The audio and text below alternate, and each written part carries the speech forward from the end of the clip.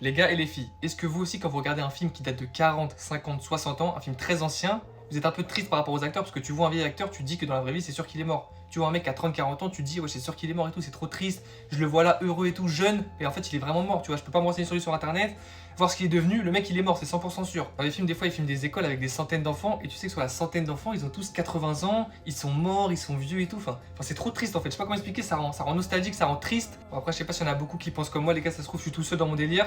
Mais en tout cas, si vous pensez comme ça, les frères, faut juste se dire que si toi tu peux visionner le film aujourd'hui, alors que t'es un mec qui a 3 ou 4 générations de plus, ça veut dire qu'ils ont perduré dans le temps. Ça veut dire qu'ils sont encore là, leur souvenir est présent, tu vois. Ça veut dire qu'ils sont pas réellement morts. Parce que t'es réellement mort quand ton souvenir n'existe plus. Là, si t'arrives à les visionner dans l'écran, même 100 ans plus tard, ils sont encore vivants en fait. Peut-être ils sont morts physiquement, mais si tu les vois encore, ils sont encore vivants. Même si le mec s'appelle Jean Després, il est décédé en 1865. Jean Després est mort physiquement il y a 300 ans, mais si tu peux encore le voir sur un écran aujourd'hui, ou si tu peux encore penser à lui ou penser à son nom, ça veut dire que son souvenir est toujours présent.